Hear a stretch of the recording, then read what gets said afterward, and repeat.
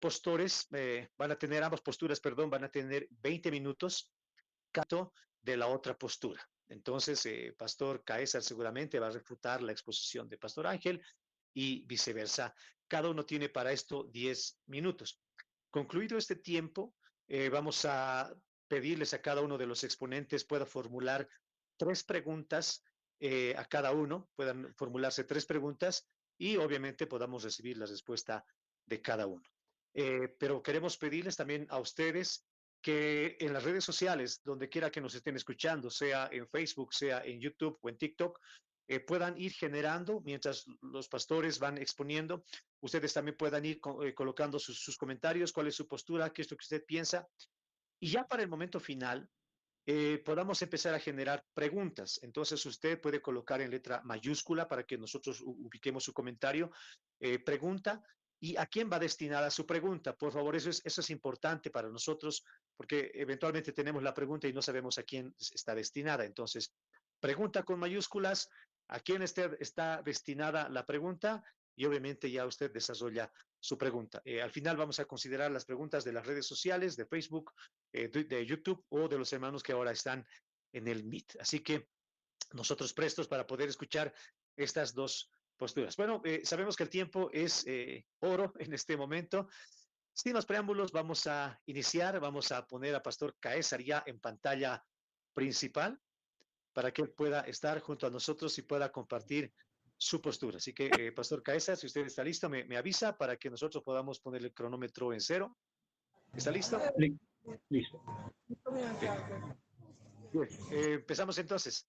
Pastor Caesar tiene 20 minutos para defender la postura del paido bautismo. Lo escuchamos, Pastor, adelante. Sí, otra vez, muy buenas tardes.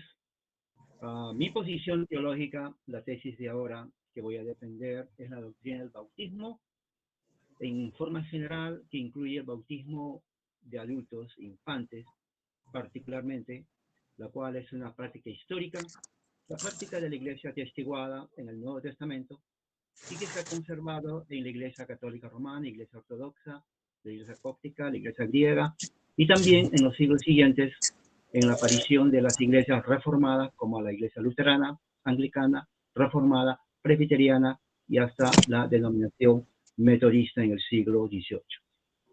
Es una posición pactual porque se basa en el pacto abrámico, en las escrituras y sus diferentes administraciones que incluye a toda la familia.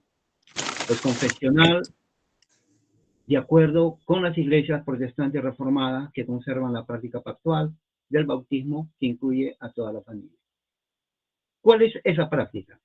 Que el bautismo como un sacramento se administra a todo adulto que confiesa la fe en Jesucristo, pero que también a su familia, la cual incluye a su esposa e hijos y en tiempos antiguos inclusive a los esclavos. Segunda pregunta, ¿cuáles son los argumentos bíblicos o teológicos que respaldan la posición sobre el bautismo? Para esa respuesta he dividido mi respuesta en 4 partes, la cual voy a empezar en este momento. Número 1. Los hijos de los creyentes eran miembros del pacto abrámico en el antiguo pacto, antes del antiguo pacto y durante el pacto mosaico. Por ejemplo, Génesis 17 dice así: cuando Abraham tenía 99 años, el Señor se le apareció y le dijo: yo soy el Dios Todopoderoso. Andad delante de mí, sed irreprensibles para que yo haga mi pacto entre mí y vosotros. Y os multipliquéis en gran manera. Entonces Abraham cayó rostro en tierra y Dios le dijo: he aquí mi pacto es contigo, y serás padre de multitud de naciones. Ya no se llamará tu nombre Abraham, sino que tu nombre será Abraham, porque te he puesto por padre de multitud de naciones. Os haré fructíferos en gran manera, y os convertiré en naciones, en reyes, y reyes saldrán de ustedes. Estableceré mi pacto entre mí y tu descendencia después de ti, por tus generaciones, por pacto perpetuo, para ser Dios para descendencia, para ti y tu descendencia después de ti. Y te daré a ti y a tu descendencia después de ti la tierra de tu peregrinación, toda la tierra de Canaán en posesión perpetua, y seré su Dios. Dijo Dios a Abraham: en cuanto a ti, guardarás mi pacto, tú y tu descendencia después de ti por sus generaciones. Este es mi pacto, que guardaréis entre mí y vosotros y vuestra descendencia después de vosotros. Todo varón que entre vosotros será circuncidado, seréis circuncidados en la carne de vuestro prepucio, y será una señal del pacto entre yo y vosotros. El que entre vosotros tenga 8 días será circuncidado. Todo varón por tus generaciones, ya sea nacido en tu casa o comprado con tu dinero, a algún extranjero que no sea de tu descendencia, tanto el nacido en tu casa como el comprado con tu dinero, será ciertamente circuncidado. Así será mi pacto en vuestra carne, pacto perpetuo. Cualquier varón incircunciso que no esté circuncidado en la carne, de su prepucio, será cortado de su pueblo. Ha roto mi pacto. Génesis 17, 1 al 14. Dios le dice a Abraham que su pacto es entre Abraham y su descendencia. Este pacto con Abraham es un pacto eterno. Luego Dios requiere que Abraham y todos los hombres entre sus descendientes, incluso los siervos que son comprados, sean circuncidados como parte del pacto. La circuncisión se llama la señal del pacto entre Dios y Abraham. El pacto que Dios hizo con Abraham incluía a sus hijos, y ese pacto requería que la descendencia masculina de Abraham recibiera la señal del pacto, la circuncisión, a los 8 días de edad.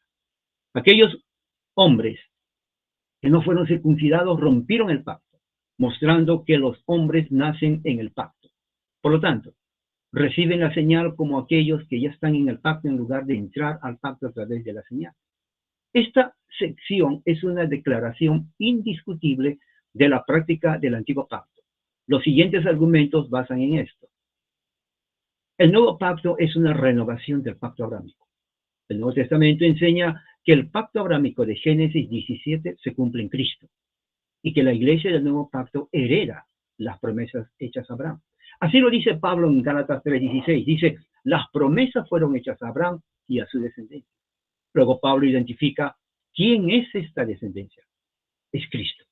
Entonces las promesas que Dios hizo a Abraham y su descendencia se aplican a todos los que están en Cristo. Los que creen en Cristo, la iglesia, heredan las promesas hechas a Abraham. Como dice Pablo en Gálatas 3:7, los que son de la fe son hijos de Abraham.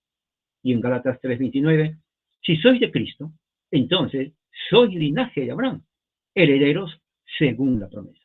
La iglesia, pues, hereda las promesas del pacto abrámico. Esto afirma la gran continuidad entre el Israel del antiguo pacto y la iglesia del nuevo pacto. Siempre ha habido un solo pueblo, no 2 pueblos, solamente uno, conocido como Israel antes de la venida de Jesús y como la iglesia o eclesía después de su venida. Por eso, la iglesia también es conocida como el Nuevo Israel, Gálatas 6:16. Sin embargo, la iglesia realmente existió en el Antiguo Testamento. La palabra griega traducida como iglesia es eclesía. En el Nuevo Testamento significa asamblea o reunión y se usa para la asamblea de aquellos que profesan fe en Jesucristo como el Señor y Salvador. Esta misma palabra eclesía se usa en la Septuaginta para traducir la palabra hebrea kohel, que se usa para hablar de la congregación o asamblea del pueblo de Dios en el Antiguo Pacto. Kohel se traduce en griego como eclesía 69 veces en la Septuaginta y en comparación con 37 veces de la palabra sinagoga, también griega, en el Antiguo Testamento. Este uso de eclesía para el pueblo de Israel del Antiguo Testamento continúa en el Nuevo Testamento. Por ejemplo, Hechos 7:38, Esteban usa eclesía cuando estaba siendo apedreado. Él dice, como la congregación en el desierto. Hebreos 2:12 dice, Salmos 22:22, que cita diciendo, atribuye a Cristo, anunciaré tu nombre a mis hermanos. En medio de la asamblea o eclesía o kohel en el Antiguo Testamento, yo voy a cantar tus alabanzas. Este uso de eclesía en el Antiguo Testamento se usa para referirse a la iglesia como pueblo de Dios en el Nuevo Testamento e identifica a la iglesia como el nuevo Israel. Esta continuidad del pueblo de Dios también se ve en Romanos 11:17 al 24, donde Pablo nos dice que los gentiles han sido injertados en el olivo de Dios. La iglesia e Israel no pueden separarse como dos pueblos, como hacen los dispensacionalistas, porque los gentiles fueron injertados en el verdadero Israel y los judíos incrédulos fueron cortados.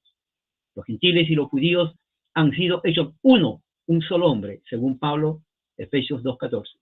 Son un nuevo hombre en lugar de dos, Efesios 2:15.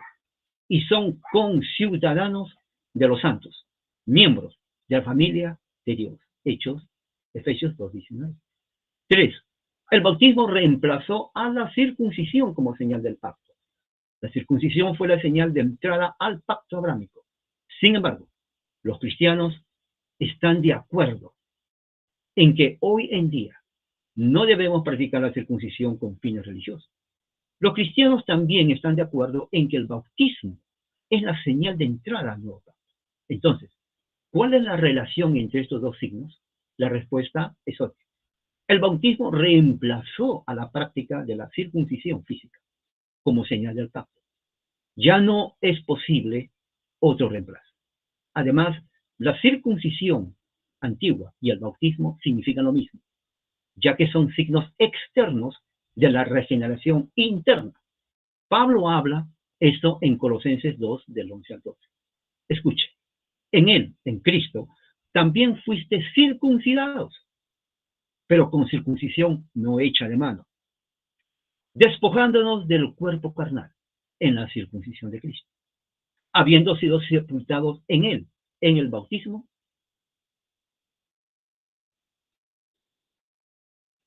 en el cual también fuiste resucitados con él, mediante la fe en el poder de Dios, que lo resucitó de entre los muertos. Una circuncisión hecha sin manos significa regeneración espiritual.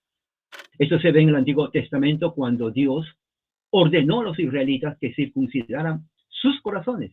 Deuteronomio 10:16, Jeremías 4:4. Sin embargo, Dios también prometió hacer esto para su pueblo Israel en Deuteronomio 36. Dice así: y Jehová tu Dios circuncidará tu corazón y el corazón de tu descendencia, para que ames al Señor tu Dios con todo tu corazón y con toda tu alma, para que vivas. Dios prometió circuncidar los corazones de los judíos y de su descendencia.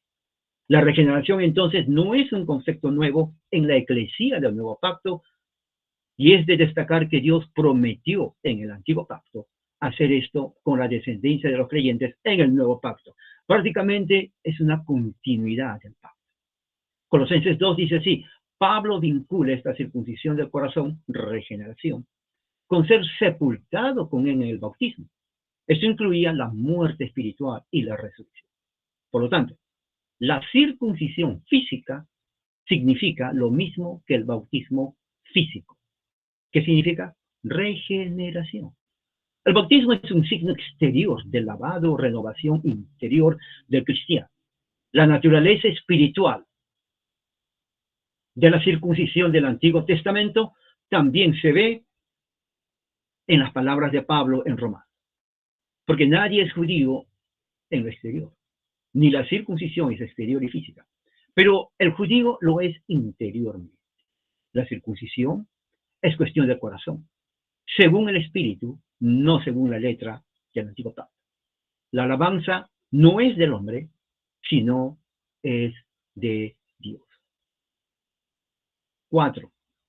Los hijos nacidos de padres cristianos son miembros del nuevo pacto. Hasta ahora hemos visto que el nuevo pacto es una renovación del pacto abrámico y que el bautismo ha reemplazado a la circuncisión como entrada al pacto.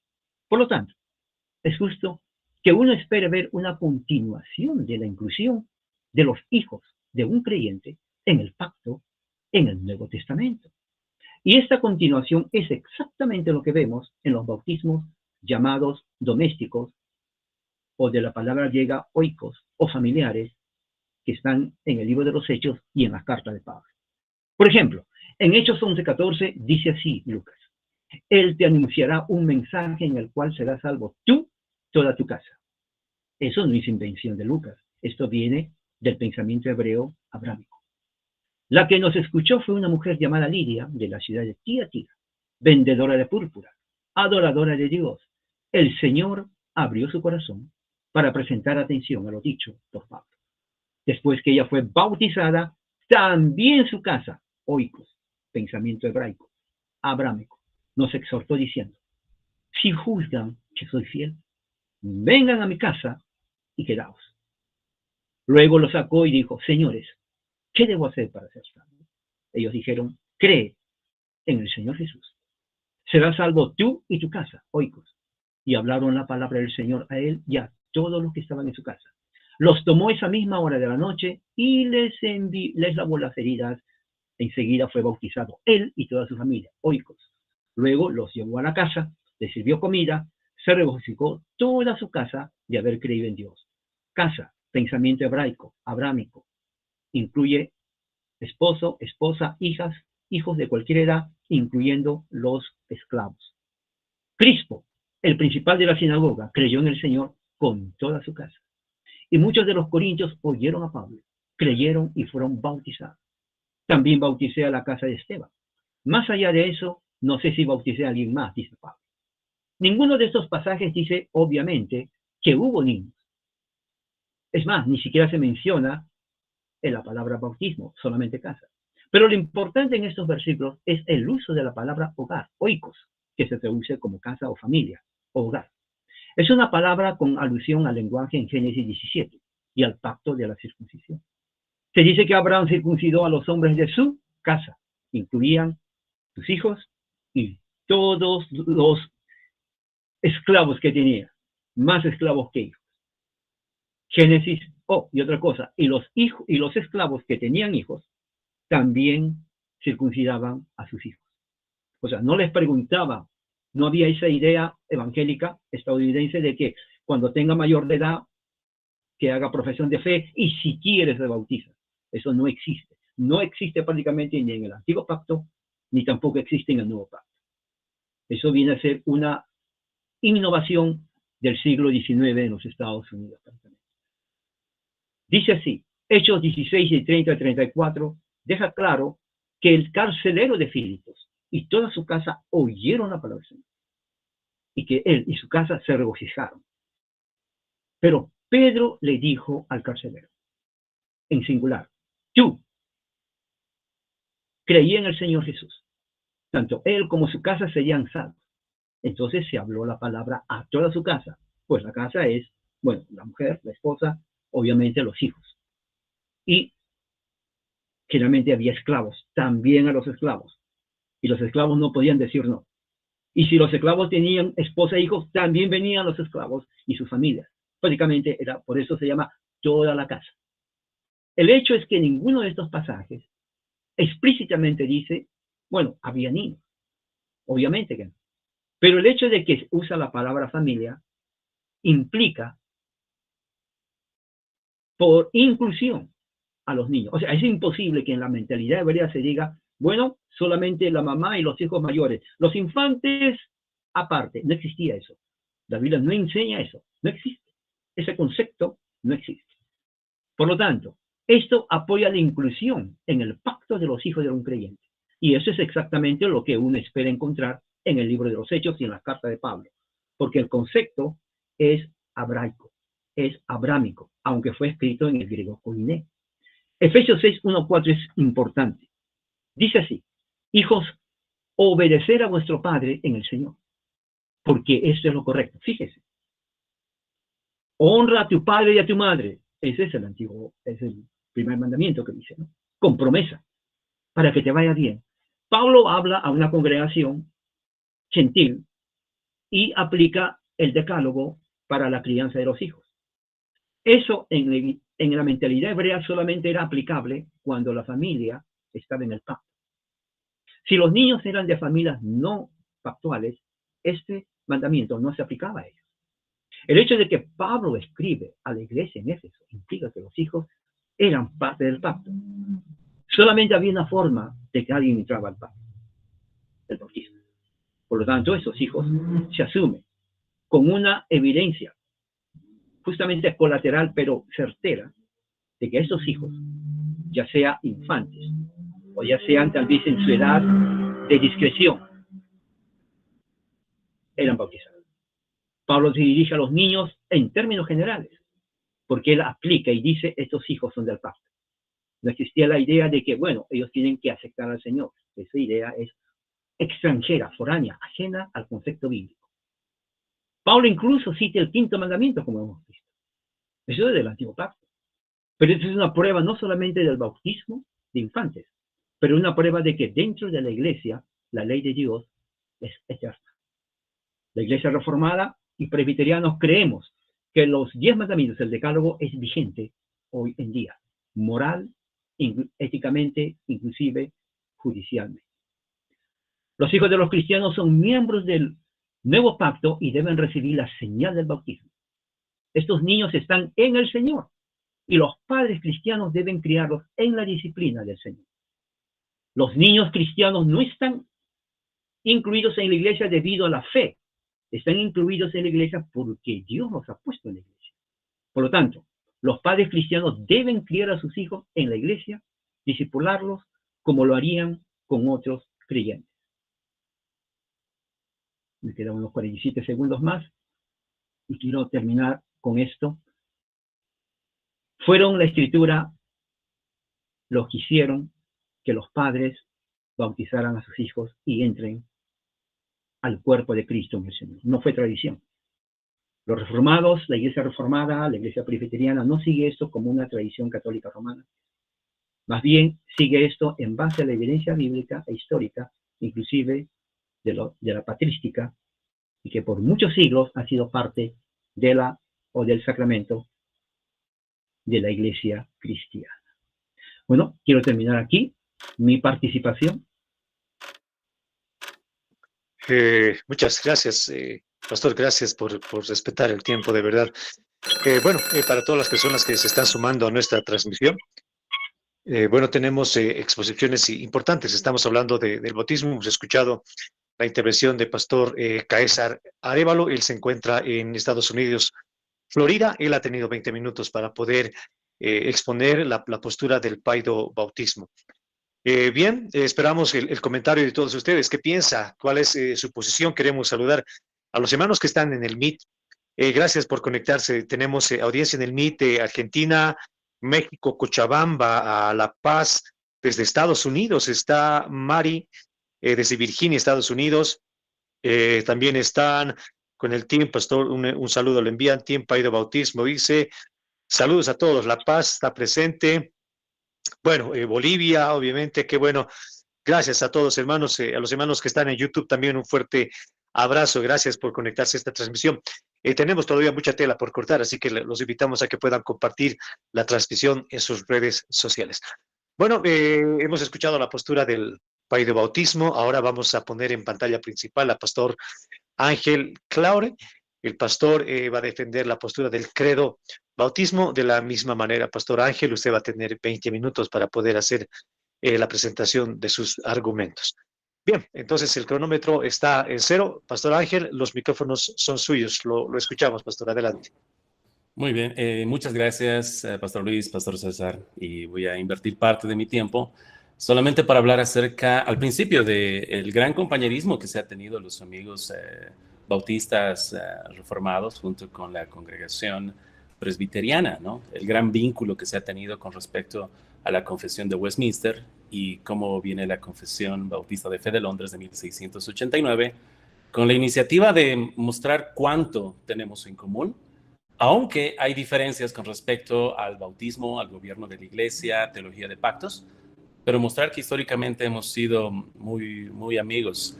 Y esta charla para mí me parece que es una prueba de la amistad que hay, en la cual puede haber un debate, quizás hasta un poquito ardiente con algunas chispas, pero es en fraternidad y en amor. Así que me gustaría comenzar primero mencionando acerca de qué es lo que nuestra Confesión Bautista de Fe de Londres señala respecto a lo que es el bautismo. En el capítulo 29 se va a estar mostrando que es una señal de la comunión y muerte, resurrección, para todos los que profesan arrepentimiento y fe, ¿no? El elemento exterior es el agua, es por inmersión si se hace una correcta administración. No sabemos quiénes son los elegidos, así que este bautismo es para todos aquellos que estaban profesando una fe en Cristo, una fe y obviamente hay fruto de su fe. Debido a que este prerequisito es la fe y el arrepentimiento, no pueden ser los infantes tomados en cuenta para esta ordenanza del bautismo, así también como de la cena del Señor. Ahora, cuando hablamos acerca de los argumentos bíblicos y teológicos que tenemos, primero tenemos que tomar en cuenta nuestros principios de interpretación. Nosotros sabemos que la Reforma nació hablando acerca de sola escritura y sola fide. Y cuando tenemos la palabra de Dios como nuestra máxima autoridad, entonces podemos acudir a ella. Tenemos elementos históricos, patrísticos, que son de gran bendición y hacemos muy bien en leerlos, pero siempre recordando que nuestra máxima autoridad proviene de la palabra de Dios. Y a la luz de la palabra de Dios podemos analizar todos estos elementos patrísticos, históricos. La hermenéutica que nosotros estamos tomando en cuenta como bautistas es tomar en cuenta que este nuevo pacto tenemos que comprenderlo a la luz de la nueva revelación del Nuevo Testamento. Tenemos dos ordenanzas, que es el bautismo y la Santa Cena, muy peculiares y exclusivas del nuevo pacto. Por lo tanto, tenemos como mayor autoridad al Nuevo Testamento y las escrituras del nuevo pacto para definir lo que es el bautismo y la Cena del Señor. Obviamente, también creemos que toda la escritura es inspirada por Dios, hablando acerca del Antiguo Testamento, pero en el orden que estamos indicando. El Nuevo Testamento va a ser la base para que podamos interpretar el Antiguo Testamento y así no tener implicaciones necesarias erradas y podamos estar tomando en cuenta ese orden hermenéutico. También, en principio de hermenéutica, hablando acerca de la regla de la fe, nosotros creemos que la palabra de Dios interpreta la palabra de Dios y los textos más claros nos ayudan a interpretar los textos que no son tan claros. Por lo tanto, es lo que vamos a estar haciendo el día de hoy. Algunos pasajes que vamos a estar tomando para ver cómo este bautismo requiere la fe se hallan en Mateo capítulo 28, en el verso que nosotros conocemos como la Gran Comisión. 19 dice: por tanto, id y haced discípulos a todas las naciones, bautizándolos en el nombre del Padre y del Hijo y del Espíritu Santo. Así que allí tenemos un versículo muy claro que es la Gran Comisión, que nos habla acerca del bautismo. Cuando hacemos un análisis gramatical, vemos que en este verso hay un verbo que se encuentra, obviamente, como mandato, ¿no? Se nos está diciendo que solamente aquí hay un verbo imperativo, que es hacer discípulos. Así que en base a hacer discípulos, que es el mandato, tenemos que ir, obviamente. Estamos teniendo en cuenta como núcleo el hacer discípulos, y ahí entra el bautizándolos en el nombre del Padre y del Hijo y del Espíritu Santo. Así que tenemos como prerequisito el pues hacerles discípulos. ¿Cómo se hace esto? Enseñándoles acerca de Cristo. Ese es el prerequisito para el bautismo según la Gran Comisión. Y podemos ir así, en la parte de la revelación en el Nuevo Testamento, en el libro de Hechos, en el capítulo 2, verso 40 y verso 41, podemos ver algo muy importante. Dice: y con otras muchas palabras testificaba y les exhortaba diciendo: sed salvos de esta perversa generación. Así que aquí tenemos a Pedro en su primer sermón predicando el evangelio, instándoles a que se arrepientan y crean. Y dice: así que los que recibieron su palabra fueron bautizados. Ahí tenemos una vez más el bautismo como prerequisito, los que recibieron su palabra. ¿Quiénes se añadieron? Y se añadieron aquel día como 3,000 personas. Ahora sería muy curioso preguntarnos quiénes eran estas 3,000 personas. ¿Incluía niños, infantes, de aquellos que se habían acabado de convertir? Pero la palabra de Dios nos deja en claro, en su contexto, que estas 3,000 personas son aquellas que recibieron su palabra. A estos fueron los que fueron bautizados. Estoy marcando eso. Aparte de eso, nosotros tenemos también, si avanzamos un poco más en la palabra de Dios, en el capítulo número 8, en el Felipe en Samaria, dice en el contexto, ¿no? Hablando del mago, en ese contexto, Simón el mago, dice la palabra de Dios en Hechos 8:10, a Simón el mago, ¿no? Oían atentamente todos. Y ahí hace un énfasis muy curioso, desde el más pequeño hasta el más grande. Muy importante. A Simón el Mago le escuchaban desde el más pequeño hasta el más grande. Ese es el registro bíblico que tenemos, ¿no? Y pensaban que ese era el poder de Dios. Pero en el texto bíblico vemos, dice la palabra de Dios, verso 12, cuando ya estaba Felipe predicando, pero cuando creyeron a Felipe que anunciaba el evangelio del reino de Dios y el nombre de Jesucristo, se bautizaron hombres y mujeres. De tal manera que estamos viendo una vez más el bautismo, algo muy claro, ya repetitivo. Vemos que hay personas que creen y estas personas que creen luego se bautizan. Y hace mención a hombres y mujeres, aunque en su contexto inmediato, cuando hablaba de Simón el Mago, incluso menciona a los infantes desde el más pequeño. De manera muy contrastante, para los que creen y se bautizan, solamente dice hombres y mujeres, para hacer énfasis obviamente muy específico, hablando de hombres, antropos, varones, hombres, y en su contexto pueden buscar esta misma palabra, el uso es solamente para adultos mayores del sexo masculino, y mujeres, gunaikas, que es igual para mujeres, ¿no? Del sexo femenino, no habla nada de infantes. Tenemos que continuar así con esta inferencia. Si nosotros vemos más en la parte inferior, hablando acerca del eunuco etíope, ¿cuál era el requisito para bautizarse? Si crees, bien puedes. Si avanzamos en Hechos capítulo 10, verso 44, mientras aún hablaba Pedro estas palabras, estamos hablando de Pedro en la casa de Cornelio. Pedro está predicando ahora en la casa de un temeroso de Dios. Esto es algo muy importante para tomar en cuenta. Dice que el Espíritu Santo, pero recuerden, hablaba estas palabras. Tenemos la predicación de la palabra una vez más y cae sobre todos los que oían el Espíritu Santo, ¿no? A todos los que oían el discurso. Muy interesante, está razonando, está dialogando, está teniendo una exposición teológica y el Espíritu Santo cae.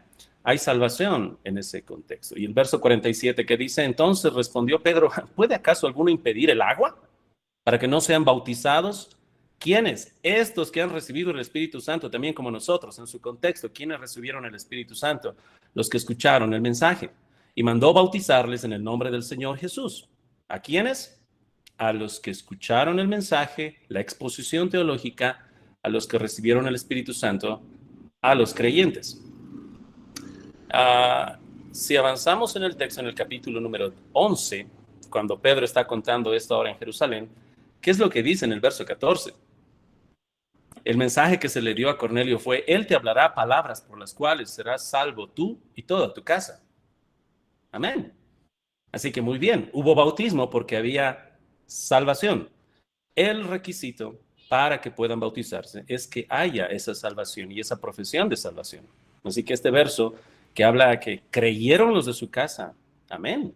Solamente que recordemos que sería mucho asumir por parte de algunos que este texto está hablando que los de su casa incluían infantes, bebés, ya que el texto, en su contexto, en el capítulo previo muestra que hubo una exposición de la palabra, se habla de que recibieron el Espíritu Santo, de que fueron salvos, así que estos salvos fueron los que se bautizaron. Si avanzamos a Hechos capítulo 16, verso 33, que el pastor muy bien estuvo explicando también, en el verso número 33 nos habla acerca de lo que sucedió. Dice la palabra de Dios, y él, tomándolos en aquella misma hora de la noche, les lavó las heridas y enseguida se bautizó con todos los suyos. ¿Ok? Dice con todos los suyos, podremos argumentar con respecto a la palabra oikos, pero me gustaría ver el contexto de todo lo que estamos viendo ahora. Porque ese es el versículo 33, pero ¿qué dice el verso 32? Pablo y Silas hicieron algo, dice, le hablaron la palabra del Señor a él y a todos los que estaban en su casa. Una vez más vemos esa misma fórmula. Esto no es algo exclusivo de este pasaje, esto lo vemos repetidas veces, como has visto tú, en todo lo que es el libro de los Hechos. Hubo la predicación, exposición de la palabra de Dios con argumentos lógicos, bíblicos, teológicos, mesiánicos de la promesa, y obviamente se bautizaron porque habían recibido en esta exposición de lo que es la palabra de Dios. Y dice el verso 34 para clarificar, y llevándolos a su casa, les puso la mesa y se regocijó una vez más con toda su casa de haber creído a Dios. Todos los que recibieron esta exposición de la palabra por la gracia de Dios creyeron la palabra de Dios. Si alguien dijera que acá son los infantes, entonces tendría que decir que a un infante, a un bebé de 8 días, le predicaron la palabra y él creyó porque pudo tener esa habilidad cognitiva de poder comprender la lógica argumentativa del Evangelio para arrepentirse de sus pecados y creer. Pero aquí vemos que los de su casa fueron salvos, por eso fueron bautizados. Si podemos continuar así, podríamos tomarnos todo el tiempo de la noche. No solamente allí, Pablo en Corinto de la misma manera, creían y eran bautizados. Esa es la fórmula que estamos viendo de manera muy clara. Estos versículos claros deben guiarnos y gobernarnos para interpretar la relación que hay entre la Pascua y lo que es nuestra Santa Cena, entre la circuncisión y entre lo que es el bautismo. Pero tiene que ser esta escritura clara. Es muy importante mencionar que nuestros amigos presbiterianos hacen inferencias muy necesarias del vínculo de la circuncisión con el bautismo, pero cuando vemos en el Nuevo Testamento, vemos una ausencia de pasajes explícitos en lugares clave, como por ejemplo el concilio en Jerusalén. Cuando había el conflicto de la circuncisión, para Pablo hubiera sido muy fácil decir, muy bien, ¿por qué están haciendo tanto el conflicto de la circuncisión? Ahora el equivalente a la circuncisión es el bautismo, así que bautícense y tranquilos, pero no hay eso. Vemos un silencio con respecto a esa equivalencia que se ha mencionado. También en el libro de Gálatas, que es un libro precioso que nos habla específicamente Pablo, atacando a los judaizantes que requerían la circuncisión. Allí también vemos una ausencia de versos explícitos de esta equivalencia. Pero los pasajes que estamos leyendo creo que son muy claros. En la exposición que se me ha pedido también se me pidió que pueda dar el papel de la tradición y de la historia de la iglesia. En estos minutos todavía que me quedan, quisiera mencionar una vez más que nuestra máxima autoridad es la palabra de Dios, pero tenemos que estudiar estos textos patrísticos. Es nuestra responsabilidad. Algo que me parece muy interesante es que cuando vemos la historia de la iglesia, no podemos negar que en muchos documentos históricos de nuestros padres de la iglesia vemos la presencia del bautismo de infantes. Lo que es muy importante marcar es por qué bautizaban niños en la historia de la iglesia en los primeros siglos. Y ese concepto es muy, muy diferente al por qué bautizan niños actualmente nuestros hermanos de la iglesia presbiteriana. En la historia de la iglesia no se puede negar que San Agustín, Tomás de Aquino y otros más mencionaban que en el lavamiento del bautismo eran lavados los pecados. Se mencionaba en algunos textos incluso que el infante iba seco e inconverso y salía mojado y salvo. Así que hay a través de la historia de la iglesia bautismo de infantes, pero ¿por qué lo hacían? Al principio se creía que era por la fe de los padres o la fe de la iglesia, porque se sabía que el prerequisito era fe y arrepentimiento, así que en algunos textos era muy bien, pero es la fe de la iglesia o es la fe de los padres, pero luego empezaron a venir cuestiones, ¿qué pasa si la iglesia es falsa? Y la iglesia empezó a salir con cosas como es por la fe de la iglesia triunfante. Luego no, es por la fe que Dios le regala al infante en el momento del bautismo. Y incluso con Lutero hay registros en su catecismo que van a mostrar que este bautismo era para salvación y Dios le concedía la fe y había que predicarle la palabra de Dios al infante, confiando que Dios iba a producir regeneración en ese infante. Y todos estos elementos históricos que muestran el bautismo de infantes no es el que actualmente la iglesia presbiteriana cree. Ellos no creen en el ex opere operato, no creen que en sí en el bautismo hay una eficacia de gracia que se le está dando al infante. Eso no es lo que creen nuestros amigos presbiterianos. Pero a través de la historia de la iglesia, en esos escritos patrísticos, hay una abundancia de eso. Si tuviera que hacer mención a algunos elementos históricos, tal vez me gustaría hablar de la Didaqué. En la Didaqué, que es un documento histórico que se presume que se ha escrito en el año 70, o sea, estamos hablando del primer siglo, ahí tenemos un registro de cómo se realizaba el bautismo. Déjenme leerles brevemente. En lo que es la Didaqué, en el capítulo número 7, estamos hablando de un documento histórico aproximadamente del año 70, después de Cristo, muy, muy temprano. En el capítulo número 7 de la Didaqué dice: en cuanto al bautismo, he aquí cómo hay que administrarle. 2 puntos. Después de haber enseñado los anteriores preceptos, muy curioso, ¿no? Para que pueda haber un bautismo debe haberse enseñado todos los preceptos anteriores. Estamos en el capítulo número 7. Hay mucho que se le tenía que haber enseñado. Así que esto excluye automáticamente a los infantes que no podían recibir los 6 capítulos anteriores de enseñanza de la vida que. He aquí cómo hay que administrarle. Después de haber enseñado los anteriores preceptos, dice, bautizad en el agua viva. Cuando habla de agua viva hace referencia a un río, ¿no? Pero dice, en el nombre del Padre, del Hijo y del Espíritu Santo. Si no puede ser en el agua viva, puede ser utilizada otra. Si no pudieres hacerlo con agua fría, puedes servirte de agua caliente. Si no tuvieras a la mano ni una ni otra, ok, echa 3 veces agua sobre la cabeza en el nombre del Padre, del Hijo y del Espíritu Santo. Así que ahí también vemos no solamente que había un prerequisito de ser discipulado y que se verifique esa salvación, sino que también había inmersión. Dice, antes del bautismo, en la última parte, debe procurarse que el que lo administra y el que va a ser bautizado, si puede ser, ayunen. Al neófito le harás ayunar 1 o 2 días antes. ¿Ustedes creen que habla de infantes acá? Que un infante, hay que preguntarle a una mamá, ¿no? A un recién nacido, ¿qué tal le viene el ayunar 2 días para ser bautizado? Y en estos registros históricos podemos ver también cómo era en la iglesia primitiva, un poco como la administración de lo que es el bautismo. Así que a mí me gustaría que podamos estar basando en el Nuevo Testamento para poder interpretar lo que es el Antiguo Testamento, debido a que el bautismo y la cena del Señor son 2 ordenanzas del Nuevo Pacto, que tienen que ser interpretadas a la luz de las Escrituras del Nuevo Pacto, y en base a esa luz podamos interpretar todo el Antiguo Testamento, que es de gran bendición para nosotros. Queridos hermanos, esa sería mi exposición. El resto de mi tiempo lo puedo ceder. Muchas gracias, Pastor Ángel. Gracias por respetar el tiempo. Es cálido. O sea, yo creo que como creyentes podemos mostrar nuestras posturas en un ambiente cordial.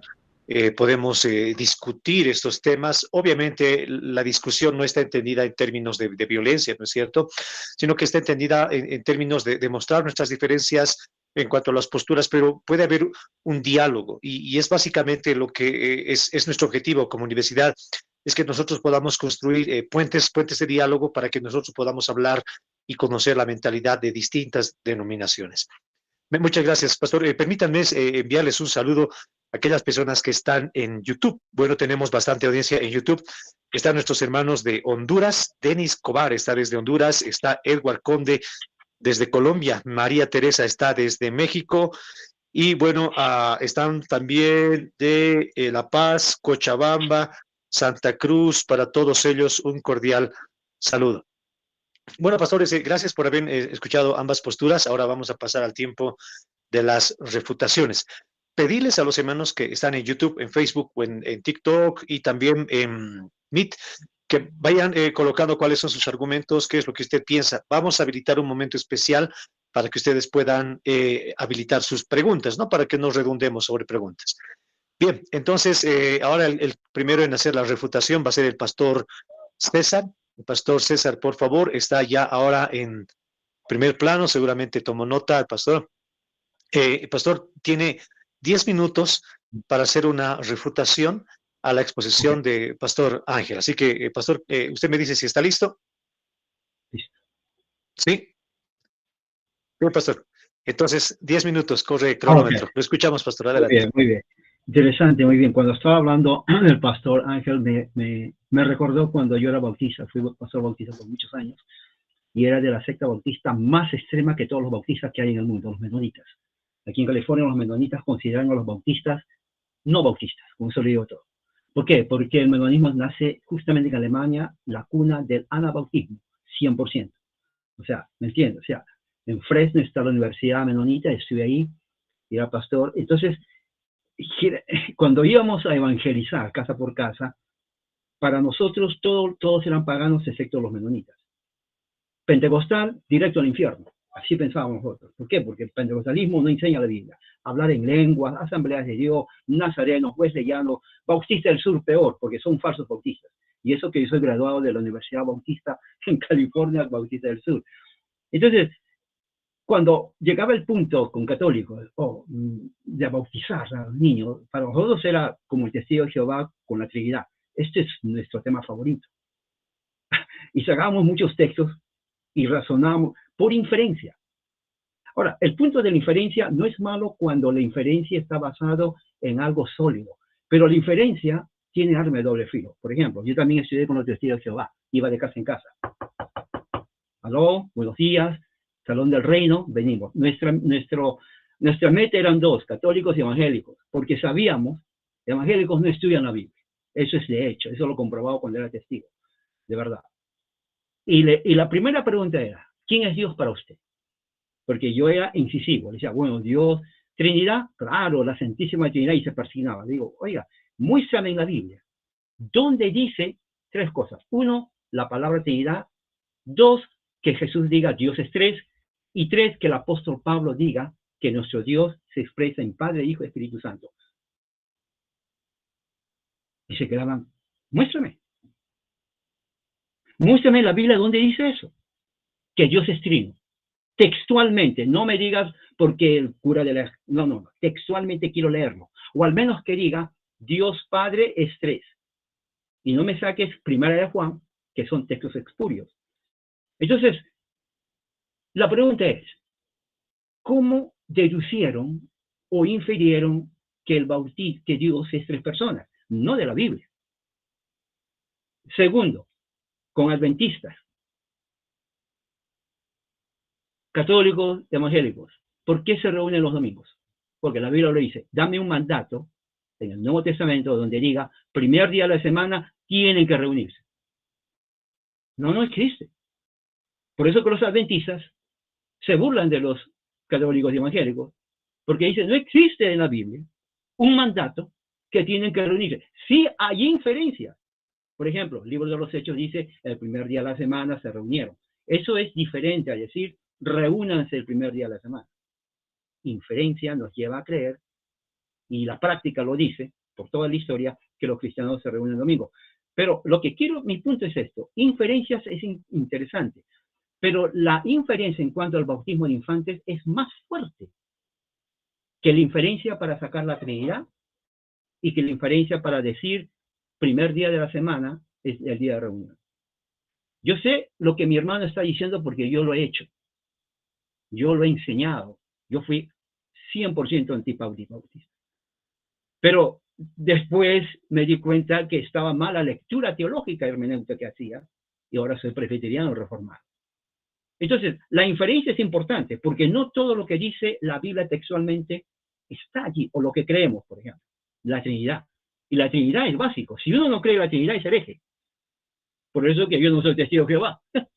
Porque después tuve que hablar con ellos y me dicen, ¿sabe qué? Sí, no dice Trinidad, pero cuando uno estudia la Escritura, tanto Antiguo como Nuevo Testamento, nos da la inferencia de que Dios es trino. Y ese es un debate que hasta ahora existe. Es más, solamente una vez en mi vida me encontré con un bautista testigo. Es oxímoro, pero en fin, es otra cosa. Pero la Trinidad es en base a inferencia, porque no existe un texto, no existe, no hay, que diga Pablo, bueno, Dios es trino. Pero cuando se juntan las evidencias, ¿quién es Cristo? ¿Quién es el Espíritu Santo? ¿Quién es Dios? El libro de los Hechos y toda la evidencia escritural, textual que está en la Biblia, oiga, solamente hay una solución. Dios es más de una persona, aunque no diga la Trinidad. Y esa más de una persona no está limitada a multipersonas, sino al Padre, al Hijo, al Espíritu Santo. Bueno, en el bautismo es lo mismo. Mi hermano dice que hay textos que hay que ver en el contexto. Correcto, hermano. Tiene que ser así. Yo enseño bien. El contexto dicta lo que dice el texto y la hermenéutica es importante. ¿Cuál es la hermenéutica del reformado presbiteriano? Es la teología del pacto. Se menciona el nuevo pacto, pero el nuevo pacto viene a ser la administración del pacto de gracia que viene desde Adán, Abraham, Noé, Moisés, David, y viene con Jesús. En Jesús todo el pacto abrámico se cumple en Cristo. Es nuevo no en relación a Abraham, es nuevo en relación a Moisés. Porque ese pacto mosaico era temporal, como dice Gálatas, nos lleva a Cristo. Bueno, ya nos llevó a Cristo, ¿y ahora qué? Ahora en Cristo todas las promesas abrámicas se cumplen. Gálatas capítulo 3, ahí dice, los que son de fe son de la familia de Abraham. ¿Y qué hacían en la familia de Abraham? Para ser parte de la familia de Abraham había solamente un requisito: circuncidarse. Bueno, ahora no podemos circuncidarnos. Ok, pero era una señal de entrada. Pablo mismo dice en Colosenses, la circuncisión ya lo tenemos en Cristo, porque es espiritual. Pero, ¿cuál es el sello y la señal visible de esa regeneración? Bueno, el sello y la señal visible de entrar al nuevo pacto en Cristo es el bautismo. Ahí estamos de acuerdo. Presbiteriano no es anti-credo bautista, es imposible.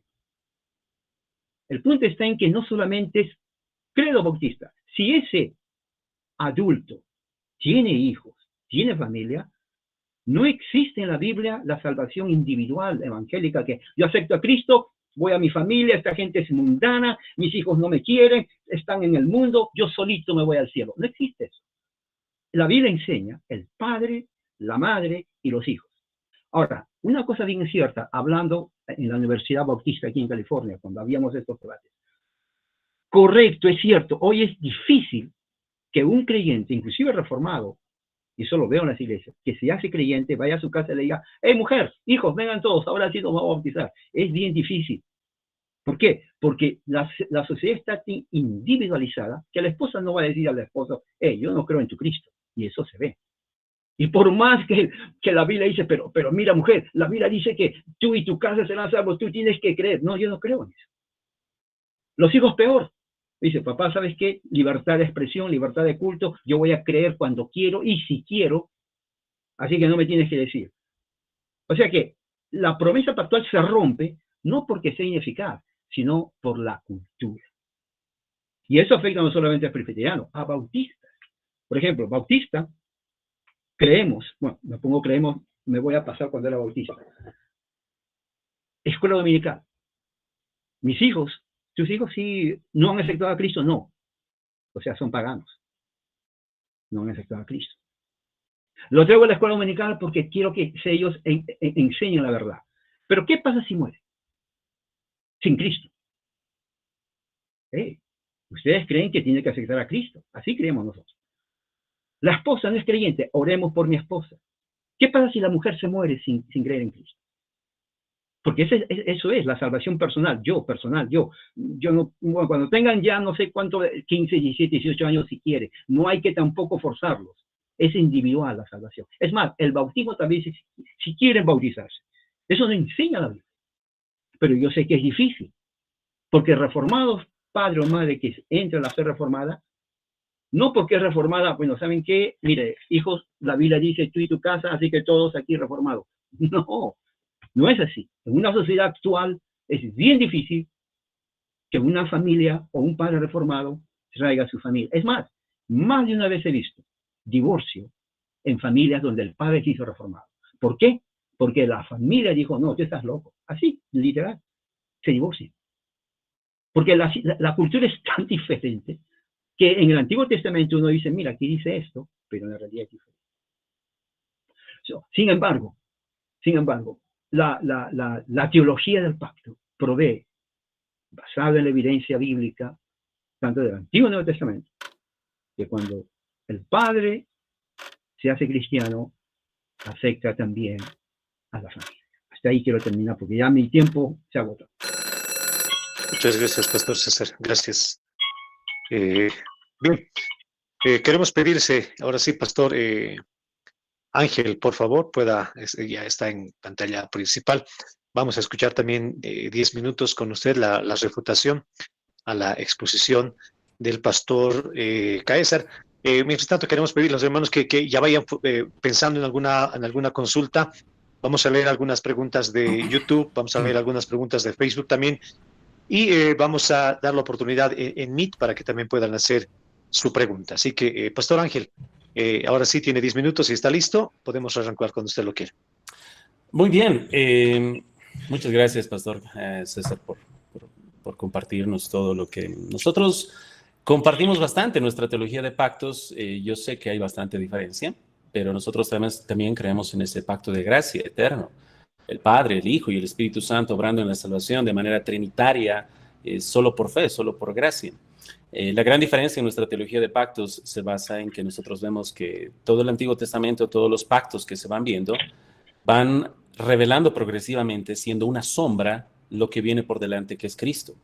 Y este nuevo pacto en Cristo Jesús, es esa consumación en la cual nosotros ahora hemos comenzado, ¿no? Estando en el nuevo pacto, esperando obviamente que Cristo pueda retornar y consumar este plan que ya ha empezado. Ahora, hablando acerca de la refutación, me gustaría mencionar varios aspectos. Por ejemplo, usted hizo mención y dijo que el bautismo reemplazó lo que es la circuncisión, pero allí tenemos grandes problemas porque resulta que ahora entramos al gran dilema de que la circuncisión era solamente para varones. Y ahora el bautismo, entonces, si se hace una correcta inferencia, como están haciendo las inferencias, debería ser también solo para varones. La circuncisión era al 8º día, así que muy fácilmente se podría hacer la inferencia de que también se debe bautizar al 8º día. No eran tomadas en cuenta las mujeres, las señoritas, también participaban los que estaban circuncidados de la Pascua. Así que por inferencia también deberían, de manera implícita obviamente, participar de la Cena del Señor los infantes, como sé que algunas iglesias presbiterianas lo hacen también. Bautizan solo niños, infantes, y también les hacen participar de la Cena del Señor en algunas iglesias presbiterianas, tomando un pedacito del pan, remojándolo en el vino y dándoles a los pequeños infantes. Y podríamos continuar así, si esa circuncisión, es reemplazada por el bautismo. Tenemos serios problemas porque también recuerden que la circuncisión en el aspecto del antiguo pacto era no solamente un aspecto espiritual, era también un aspecto de ciudadanía. Pertenecían a la ciudadanía, a la nación de Israel. Por lo tanto, tenían derechos, privilegios y obligaciones como ciudadanos de Israel. Si hacemos la misma inferencia con el bautismo, entonces estos infantes pasarían a formar parte de la membresía eclesiástica, donde a estos infantes obviamente pueden y deberían participar de la Cena del Señor. Estos infantes también serían sujetos de disciplina eclesiástica. Me llamaría la atención escuchar de infantes que fueron disciplinados eclesiásticamente, sería muy curioso, o infantes que fueron tan fieles que llegaron a tener algún cargo en la iglesia a través de los años, como miembros de la iglesia que deberían tenerlo. Estoy hablando de inferencias, porque si vamos a hablar de inferencias lógicas, viendo la teología de pactos, también tenemos que ver las inferencias eclesiológicas, que traería tomar en cuenta a un infante como miembro de la iglesia con los derechos y privilegios, ya sea de votación, de disciplina eclesiástica, responsabilidades. Pero no vemos eso, no vemos ya ahí un abanico de posibilidades de división dentro de la iglesia presbiteriana, debido a que esas inferencias, a mi parecer, bíblicamente no están bien fundadas. Cuando empezamos a hablar acerca de las inferencias, es importante marcar que la exposición de nuestro querido pastor César comenzó con el Antiguo Testamento. Estamos hablando acerca del bautismo y los primeros textos que mencionó fue del libro de Génesis. Ahora, nosotros valoramos mucho toda la palabra de Dios que es inspirada por Dios, como hemos dicho, pero ahí ven la gran diferencia de nuestra hermenéutica, de nuestra manera de interpretar las Escrituras. Nosotros vamos a poder tomar lo que es el bautismo y la Cena del Señor como estas ordenanzas del Nuevo Testamento, y que tenemos que obviamente basarnos en primera instancia en el Nuevo Testamento y a la luz del Nuevo Testamento interpretar el Antiguo Testamento. Pero algo que me llamó la atención fue eso. También en la refutación es muy importante marcar que las citas bíblicas que estuve mencionando respecto a, en todo el libro de los Hechos, que cada vez que hay bautismo, hay una predicación de la palabra, no fueron respondidas. Cada vez que se habla de bautismo, hubo predicación de la palabra, hubo creer, hubo recibir, hubo salvación previo al bautismo. Tampoco se hizo mención respecto de eso, que es una evidencia muy abundante a la luz de la cual obviamente deberíamos interpretar el resto. Algo que me llamó la atención es que nuestro pastor César también estaba mencionando acerca de la postura histórica al principio, y mencionaba diciendo, tal vez me puedo equivocar, yo lo anoté, dijo que esa es nuestra postura o es mi postura. Algo que yo luego estuve explicando, que a través de la historia de la iglesia, el bautismo de infantes era al principio para salvación. Si tomamos en cuenta a San Agustín y los registros escritos que tiene, o a Orígenes, el bautismo de infantes era para salvación. Y sería muy interesante escuchar si realmente cree que el bautismo de infantes es para salvación. Lo cual me lleva a uno de los últimos puntos. ¿Por qué bautizaban niños en la historia de la iglesia? Recuerden que antes, y a través de la historia, podemos ver que la expectativa de vida no era la misma que la de ahora. Antes, muy posiblemente una mujer, para que pueda tener un hijo que pueda sobrevivir los primeros 5, 6, 7 años y llegar a la adultez, tal vez ha tenido que tener 8 hijos y fallecieron de los 8, 7. Así que había muchas preguntas con respecto a Consuelo. ¿Qué pasa con estos infantes que fallecen? Y esto, tristemente, ha llevado a que se busque consuelo en un bautismo que de cierta manera les da una seguridad de salvación.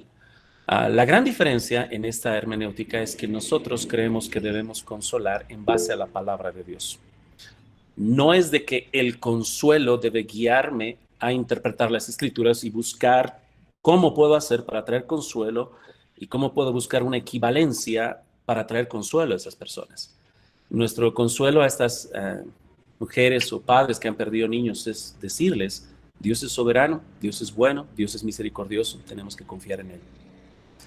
Más de esto, tratar de consolarles diciéndoles que tu hijo se bautizó, por ende es hijo del pacto y la salvación es para él, creo que no sigue una hermenéutica adecuada de cómo interpretar las escrituras. Estos serían algunos puntos que quisiera tocar. Con respecto a lo que se estuvo exponiendo en las inferencias de la doctrina de la Trinidad, es muy importante marcar que hay una inmensa diferencia cuando nosotros podemos ver la doctrina de la Trinidad, ¿no? Versos explícitos que nos hablan de la deidad del Padre, la deidad del Hijo y la deidad del Espíritu Santo, y por lo tanto tenemos una inferencia muy clara. Lastimosamente, para el tema del bautismo de infantes, no hay una inferencia equivalente. Esas inferencias que se han estado presentando provienen del Antiguo Testamento, pero hay una ausencia en el Nuevo Testamento. Citando un poco a uno de los presbiterianos más famosos o renombrados, Benjamin Warfield, él escribiendo en un documento respecto a la polémica del bautismo de infantes, este presbiteriano, que si no me equivoco era el decano o el rector de Princeton antes de que se realice esa división, ¿no?, de Princeton con el seminario de Westminster, él dejaba muy en claro y decía, no hay, estas son palabras de Warfield, ¿no?, el presbiteriano, no hay registro expreso de bautismo de infantes en el Nuevo Testamento. No hay pasajes que lo impliquen tan rigurosamente que debamos inferir de ellos que los infantes eran bautizados. Esas son palabras textuales del presbiteriano Warfield y me gustaría terminar con eso. Muchas gracias. Muchas gracias, Pastor Ángel. Gracias, de verdad. Sentimos realmente un respeto profundo a pesar de nuestra divergencia en las posturas y gracias por eso, de verdad. Es que muestra que como creyentes, aunque podamos estar con algunos pensamientos distintos, podemos tener un diálogo y eso es lo que realmente se debe rescatar en esta jornada de debates. Bueno, hemos llegado a un tiempo importante, hemos llegado al tiempo de las preguntas, así que bueno, sí, vamos a pedir que Pastor Caésar pueda hacer algunas preguntas, sin antes mencionarles, antes de entrar a esto, que bueno, los debates tienen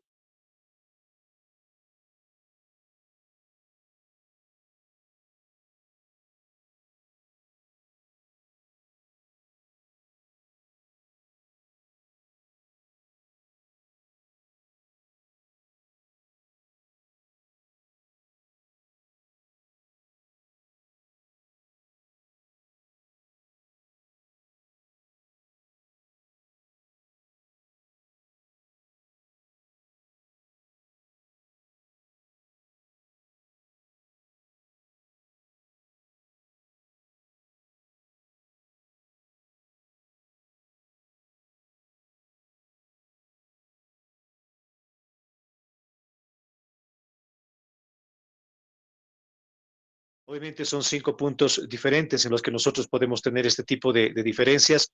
Así que la siguiente semana vamos a estar tocando un punto acerca de esta diferencia entre Arminio y Calvino. Así que los esperamos, no se despeguen de nuestras redes sociales. Nosotros vamos a hacer ya el anuncio, la publicación de los exponentes que estamos seguros van a traer mucha bendición a nosotros como universidad. Eso es lo que queremos. Así que, bien, vamos a entrar al tiempo de preguntas. Ya está acá junto a nosotros Pastor Caesar. Así que estamos los tres en pantalla. Pastor Caesar, usted tiene 3 preguntas para hacer. Primero, formule una, le va a responder el Pastor Ángel, luego pregunta la otra pregunta. Bien, Pastor Caesar, su pregunta Ok, para el Pastor Ángel. sí, primera pregunta.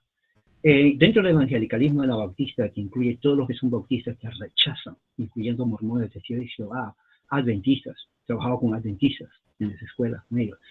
Ellos no creen nada que ver con el bautismo de infantes, porque nacen justamente en ese periodo en los Estados Unidos. ¿Qué pasa con el hijo? Y eso se lo he preguntado a todos los pastores, quiero preguntar tu opinión. Cuando llevas a tu hijo de 5 años, no sé si tienes, pero hipotéticamente, 5 años no es bautizado, nunca ha hecho la profesión de fe, porque todavía no está en la edad. Algunas iglesias cambian, pero... Y fallece. ¿Cómo verías tú a tu hijo? ¿Cómo hablarías de él? ¿Como una persona que se perdió su alma porque no aceptó a Cristo, como se siente en el evangelicalismo bautista? ¿Cómo enfrentarías ese drama? Porque esto es algo serio. Desde el punto de vista mío, reformado presbiteriano, mis hijos son hijos del Papa. Pero cuando yo era bautista evangélico, y decía, sí, pero si yo tengo un hijo, Señor, dale que apenas nazca te acepte. Porque la idea es, si no acepta a Cristo, está perdido. Y eso lo sabemos todos. ¿Cómo responderías tú a eso? Muchas gracias, Pastor César. Creo que en el área pastoral es muy importante tomar en cuenta que nosotros estamos llamados a poder guiar en amor y en misericordia a todas estas ovejas y a todas las personas que pasan tiempos difíciles. La gran diferencia es que nosotros tenemos que buscar ese consuelo en la palabra de Dios. No es de que nuestros sentimientos nos van a guiar a tomar el consuelo y van a tomar las riendas de cómo interpretamos las escrituras. La palabra de Dios no nos habla explícitamente qué pasa con los infantes que fallecen. Sabemos que Dios es soberano. Yo, hablando acerca de el futuro debate que van a tener, igual que usted, creemos en la soberanía de Dios, en que Dios salva a quien quiere por su pura gracia, generosidad, y la regeneración la realiza Dios. También vemos algunas evidencias de regeneración en el vientre de la madre. Podemos hablar acerca de Juan el Bautista y quizá uno que otro caso. Pero lo que sería decirle la verdad de la palabra de Dios en amor y decirle que Dios es soberano, Dios sabe lo que va a pasar con ese niño y que pueda confiar en Dios. Pero lo que menos haría es aseverarle algo que no tengo bases bíblicas y decirle que todos los niños que fallecen se van al cielo o heredan la vida eterna. O decirle que todos los hijos de creyentes van al cielo y heredan la vida eterna, porque no hay bases bíblicas para eso. Y algunas veces conversando con otros amigos que no son reformados, les decía, si fuera la salvación solamente por ser infante o ser de esa manera, entonces la única manera de salvar a Judas era matarlo de bebé o que fallezca de bebé. Si fallecía de bebé, heredaba la vida eterna. Pero nosotros no creemos eso, de que la salvación es solo por infancia. Así que es una respuesta teológica, y una respuesta pastoral sería en mucho amor decirle que confíe en el Dios soberano, bueno, justo y misericordioso, y que Dios sabe que es lo mejor. Gracias, Pastor Ángel. Primera pregunta. Segunda pregunta, Pastor Caesar. Segunda pregunta. Eso va a Génesis cuando Dios le dice a Abraham, tu fe te es contada por justicia cuando le creyó. Hubo primero fe, persona adulta, obviamente. Eso es algo que nadie lo niega. Inclusive herejes creen que uno tiene que creer en Dios primero. La pregunta es, ¿por qué entonces Dios le dice a los 8 días tu hijo, obviamente, 8 días de nacido, que no cree, va a tener que ser circuncidado, si antes tiene que preceder la fe? Muy bien, tal vez, bueno, la pregunta, ¿será que la puedes repetir para que quede más clara? No quisiera responderle y luego que justo responda algo que usted no preguntó. Sí, no, claro, está bien. En otras palabras, ¿por qué Dios manda a Abraham que circuncida niños de 8 días de nacido que no tienen el intelecto o la capacidad intelectual de creer? Muy bien. La gran diferencia que tenemos que es que en el antiguo pacto, y hablando específicamente del pacto hecho con Abraham, había una promesa específicamente a su simiente, y Dios estaba estableciendo ya las bases de Israel como nación, de tal manera que esa circuncisión apuntaba al futuro Mesías, a la simiente de la mujer y a la futura simiente de Abraham, que iba a ser Jesús, el verdadero Israel, en quien se cumplen todas las promesas. Pero se bautizaba a todos los infantes porque Dios estaba preparando esa nación a través de la cual iba a llegar el Mesías. Así que esa circuncisión era una señal de pacto vinculada a la nacionalidad. Ok. Continúa la tercera pregunta, pastor. Y por favor, pastor, su tercera pregunta. Ok, está bien. Referente a inferencias, específicamente al aspecto de la doctrina de la Trinidad. Todos sabemos, inclusive teólogos saben, que la doctrina de la Trinidad es una inferencia que no nace ni siquiera en el primer siglo, no nace después, en donde prácticamente no había ese concepto trinitario de Dios. Sin embargo, el bautismo fue una práctica inclusive que precede el Antiguo Testamento. Inclusive no solamente los hebreos bautizaban, porque eso simbolizaba el lavamiento. Muchos los gnósticos decían es un lavamiento espiritual, lo que sea. ¿Por qué se cree más por inferencia una doctrina que es ortodoxa que el bautismo, que prácticamente tiene más peso de acuerdo a la práctica? Bueno, tal vez solamente responderle respecto a las inferencias de la doctrina de la Trinidad. Vemos algunas evidencias históricas que hablan acerca ya de la doctrina trinitaria, pero nosotros vemos textos, como le dije, muy claros que nos hablan de la deidad del Padre, la deidad del Hijo y la deidad del Espíritu Santo. Y específicamente vemos esa gran abundancia en lo que es nuestro Nuevo Testamento. El escrito del Nuevo Pacto, el Nuevo Testamento, nos va a guiar a llegar a esa conclusión. De esa misma manera, hacemos con el bautismo y la Cena del Señor. Esperamos que el Nuevo Testamento, el registro inspirado por Dios del Nuevo Pacto, nos ilumine como base primaria para interpretar el Antiguo Testamento y no al revés. Porque si hiciéramos eso con la doctrina trinitaria, terminaríamos como unitarios. Si es que hacemos que el Antiguo Testamento nos imponga cómo interpretar el Nuevo Testamento en la doctrina de la Trinidad, creo que esa es una de las bases más grandes de los pentecostales unitarios. Y nosotros vemos que nuestro Nuevo Testamento es la base para guiarnos a lo que es la doctrina trinitaria. Ok, terminé mis 3 preguntas. Muchas gracias, pastor. Gracias de verdad.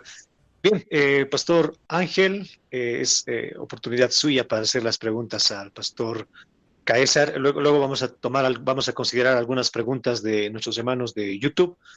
Vamos a considerar algunas preguntas, si es que las hay, obviamente, en Facebook. Pero sí queremos pedirles a los hermanos de Meet que, bueno, ya que tenemos esta posibilidad de poder habilitar el micrófono, que lo hagamos, pero por favor, levante su manito para que nosotros consideremos a manera de orden. Levante su mano para que usted pueda generar su pregunta. Le vamos a dar la orden para que usted pueda habilitar su micrófono y usted va a formular su pregunta. Lo que sí queremos pedirles es que siempre estas preguntas sean en el marco del respeto, que las preguntas, por favor, no vayan cargadas de cizaña ni mucho menos. Bien, eso solamente queremos pedir. Pastor Ángel, sus preguntas para el pastor Caes. Pastor César, la primera pregunta que tengo está vinculada al Catecismo Mayor o al Catecismo Largo de Westminster. La pregunta 166 va a hablar acerca del bautismo y quiénes son los que pueden bautizarse. Y en ese catecismo, en la pregunta 166, dice que los infantes de creyentes están dentro del pacto. Mi pregunta es esta, ya que en este nuevo pacto tenemos como nuevo, como mejor y superior sumo sacerdote a Cristo Jesús, como mejor rey, como mejor que Moisés, y tenemos en Cristo Jesús este sumo sacerdote que según Hebreos 7 dice que tiene la capacidad de interceder y salvar perpetuamente. Usted asevera que todos estos infantes son participantes del nuevo pacto y todos los infantes que se bautizan, por lo tanto, todos ellos son salvos. Es una buena pregunta y te lo respondo como dice el chileno al tiro. Son parte del pacto, son parte del pueblo de Dios, pero no hay seguridad que sean salvos. ¿Por qué? Porque inclusive en el antiguo pacto vemos que los que salieron de Israel, que fueron bautizados según Pablo bajo la nube y fueron circuncidados, ¿qué pasó cuando se quejaron contra Moisés? Dios los eliminó. La pregunta es, oiga, pero eliminó los del pacto. Sí. O sea, ¿No es garantía estar en el pacto? No. ¿Por qué? Porque si bien es cierto, la señal era la circuncisión, era más que circuncisión. Por eso Isaías dice, este pueblo cargado de maldad. Oiga, pero está diciendo a gente circuncidada. Obviamente, en el nuevo pacto, los hijos de creyentes, mi hijo o mis hijas, son bautizadas con la promesa de la salvación. ¿100% salvación? No. ¿Por qué? Porque existe la posibilidad, como es la experiencia humana, que tal vez en el futuro ellos se aparten. Yo quiero y espero, no. ¿Sucede? Sí ha sucedido.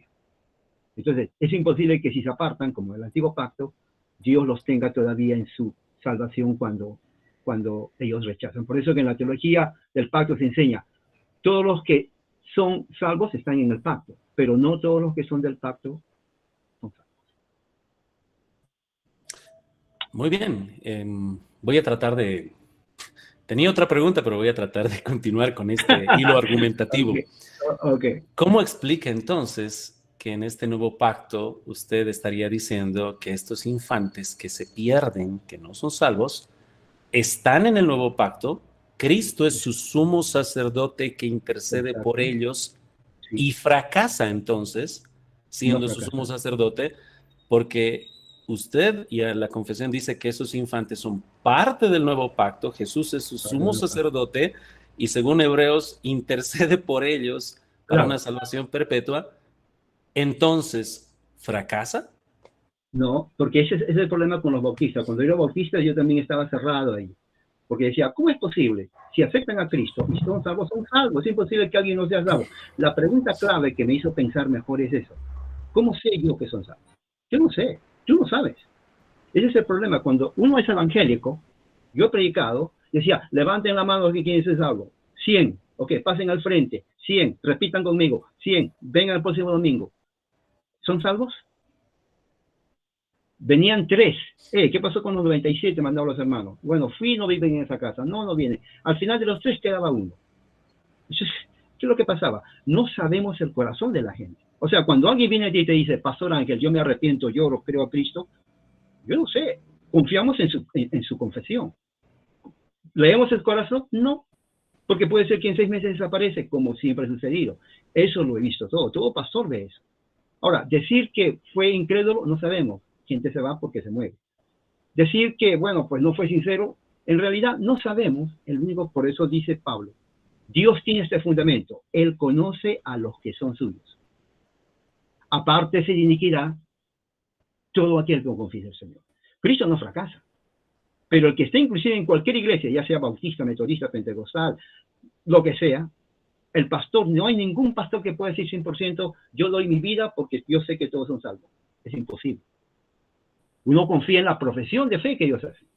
Y uno espera y ora para que ellos perseveren en la fe. Que es diferente. Pero nadie sabe, él es salvo 100%. No sabemos. Creemos en la promesa, que es diferente.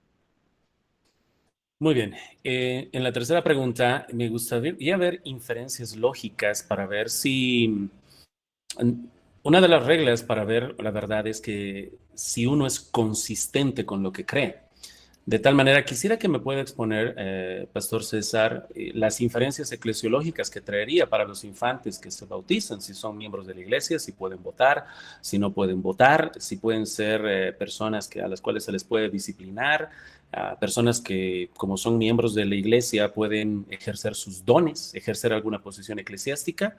Y si puede explicar todo eso a la luz también de la Confesión de Westminster, que en el capítulo 28, en el párrafo 5, dice que el ser negligente con este bautismo de infantes es un pecado grave, por lo cual otra inferencia lógica es, si es un pecado grave, ¿qué tipo de comunión puede tener usted con amigos bautistas reformados, ¿no?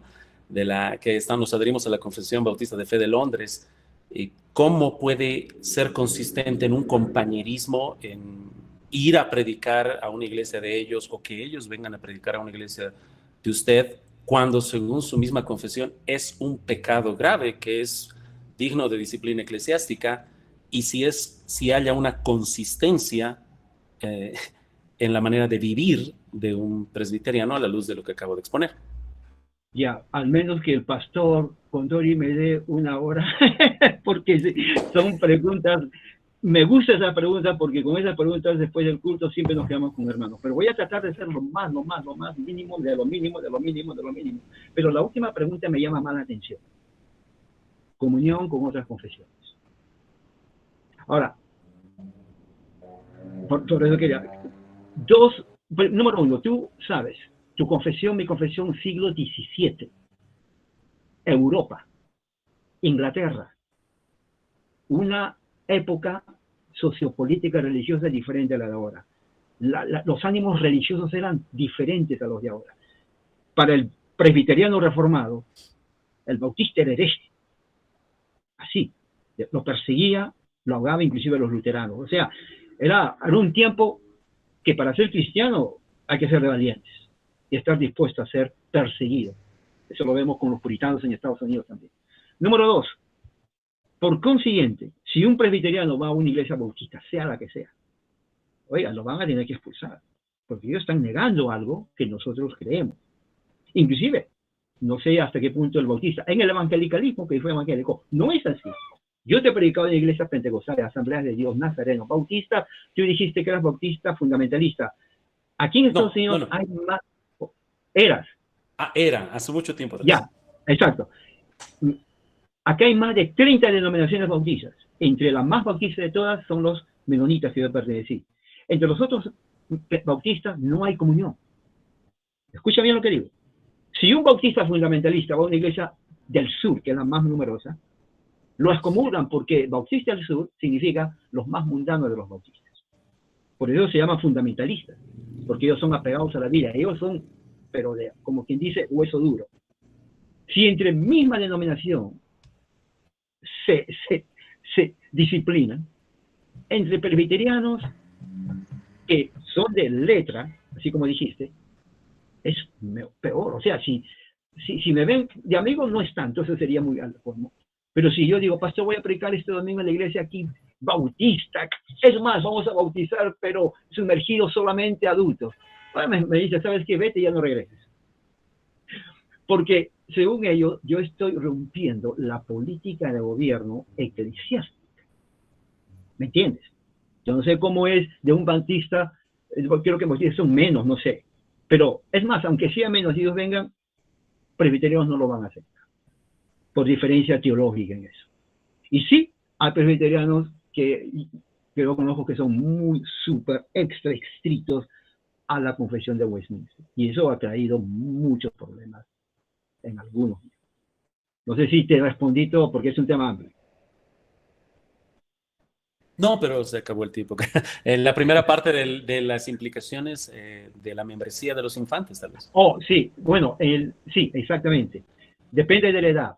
Mis hijas cuando entraron a la iglesia presbiteriana, eran muy pequeñas, prácticamente no tenían tanto, digamos, responsabilidad, pero cuando ya van creciendo, entonces ya se les demanda, diríamos así, o se espera, es la palabra, que ellos participen exactamente en los eventos o cosas que tienen que ver con la iglesia. Se espera eso. Bien, muchas gracias, pastores.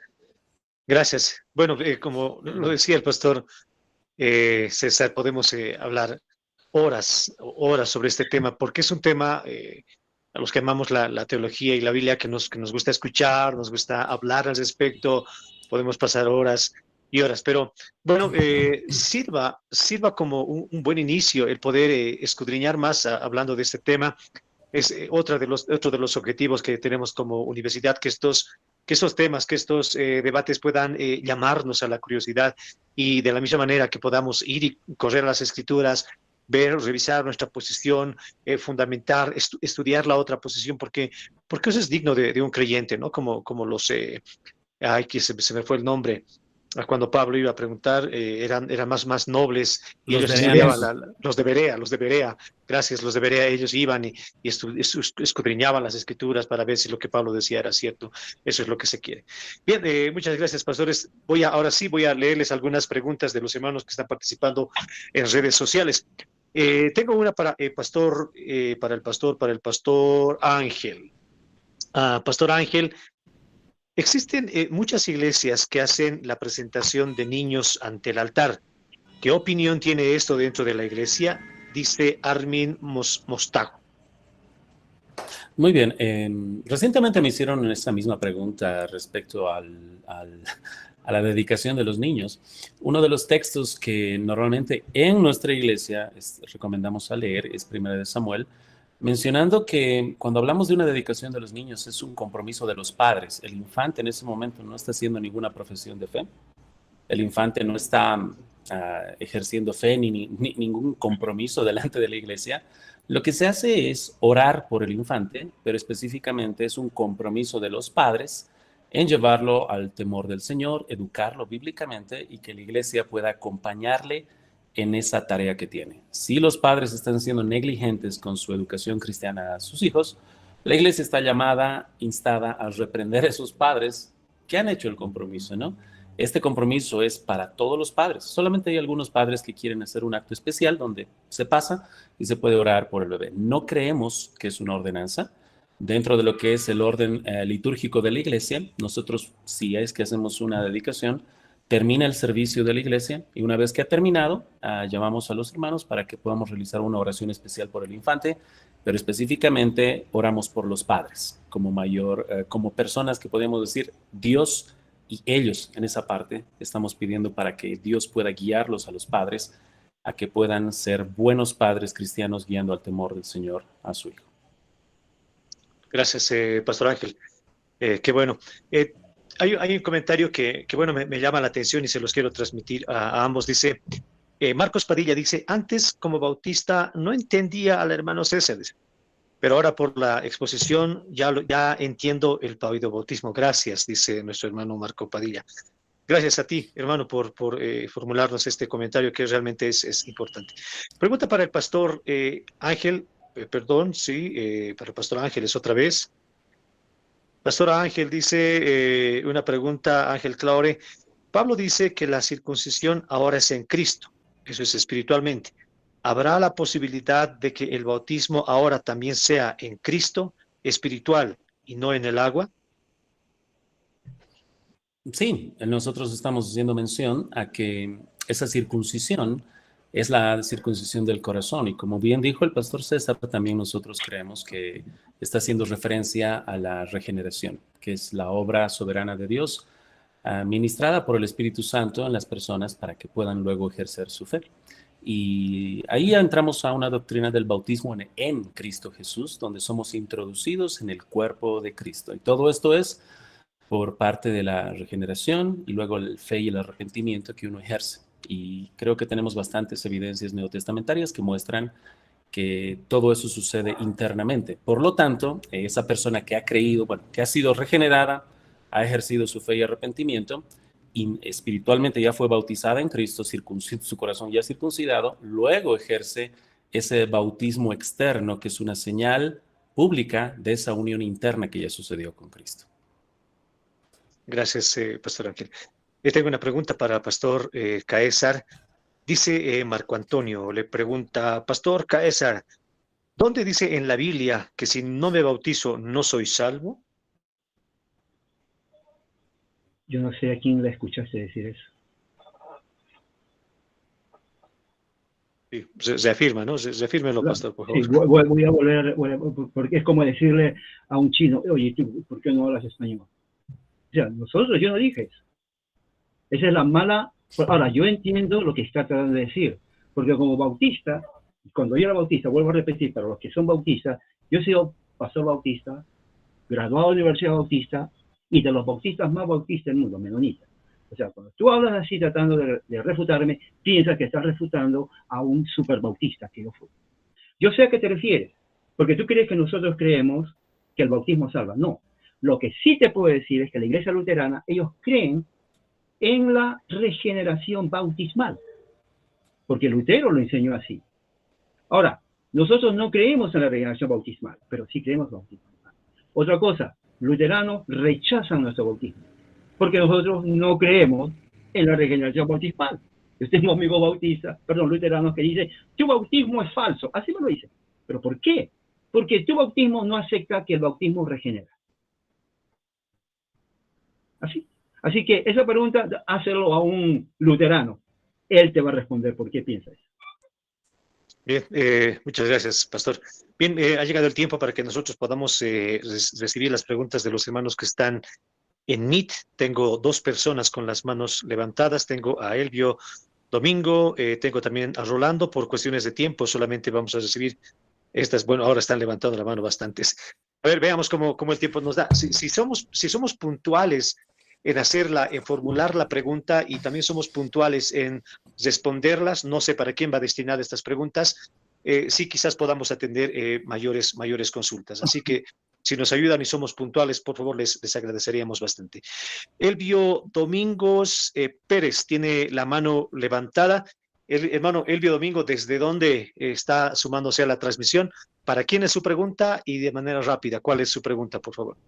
Perfecto. Es Elvio Domínguez Pérez. Soy boliviano, soy cruceño, pero vivo en Argentina, en San Miguel de Tucumán. Mi pregunta es para Caesar. Específicamente, si según él, los niños por default están incluidos en el nuevo pacto, porque sus padres son parte del nuevo pacto, o sea, porque son salvos. Entonces, ¿dónde queda el pasaje de Juan 1:12 cuando dice, mas a todos los que les recibieron, a los que creen en su nombre, les dio potestad de ser hechos hijos de Dios? O sea, antes no tenían esta potestad, la adquirieron a través de creer. Entonces, si los bebés no tienen esa capacidad de creer, según este pasaje, están siendo excluidos de la categoría de hijos de Dios. Entonces, los bebés son parte del nuevo pacto, o Sí. al nuevo pacto Sí. se ingresa siendo creyente en Jesucristo. Buena Esa es la pregunta. Es una pregunta que vuelvo a repetir. Voy a estar repitiendo todas las preguntas de los hermanos bautistas porque son las preguntas que yo me hice cuando era bautista. Por si acaso, no soy bautista, ¿no? Así que no me categorice como bautista. O sea, yo soy Pero para los cristiano. hermanos bautistas. Ok, sí, pero tienes una denominación. Cristianos son católicos. Y tú no eres católico tampoco. ¿Correcto? No soy denominacionalista. O sea, eso no existe. Pero en fin, déjame responder la pregunta. Cuando se lee la Biblia se tiene que responder desde el punto de vista factual. Por eso empecé con Génesis 17. Cuando Abraham fue dado justo, él creyó. Pero Dios no le dice a Abraham, bueno, ahora tus hijos tienen que creer igual que tú. No, les dice, todo varón que nace en tu casa, esclavos, hijos de esclavos, a los 8 días tienes que circuncidarlos. No les dijo, bueno, ahora que crezcan, que hagan su decisión, como se enseña entre los evangélicos. Eso no existe en la Biblia. Eso quiero que tengas en cuenta. En la Biblia existe la teología federal. Quiere decir que cuando el padre es creyente, la familia, esposa, hijos, esclavos, hijos de esclavos, entran a la fe. Ese mismo principio se aplica en el Nuevo Testamento.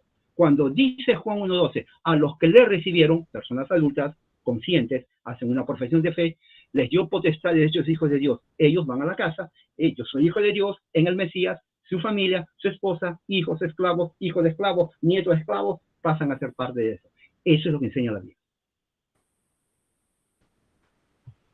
Bien, muchas gracias por factor de tiempo. Vamos a ir a la siguiente pregunta de manera rápida. Rolando tiene la mano levantada. Rolando, ¿desde dónde se conecta a la transmisión? ¿Para quién es su pregunta? Y de manera puntual, ¿cuál es su pregunta? Sí, justamente para el hermano Ángel, ¿no? Muchas gracias. Hace poco sigo Razón y Creencia. La primera vez que me conecto en vivo, buenísimo, me encantó. Y bueno, la pregunta, para Ángel, ¿no? Es la siguiente, ¿no?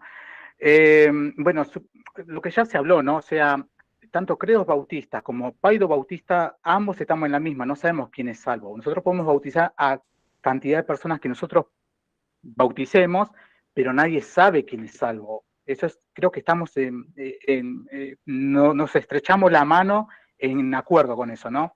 Entonces, la pregunta es la siguiente, ¿no? Así sea, Juan el Bautista, ¿no? Que fue lleno del Espíritu Santo desde el vientre, ¿no? Desde el vientre, ¿no? Y obviamente él, por la entrada del pacto, tuvo que haber sido circuncidado, ¿no? Obviamente, ¿no? Yo a lo que quiero llegar es que supongamos que Juan el Bautista nació en la gracia, ¿no? Que obviamente nadie sabe cuando alguien nace, nadie sabe quién fue lleno del Espíritu desde el nacimiento. Eso todos lo sabemos. Pero a lo que voy es que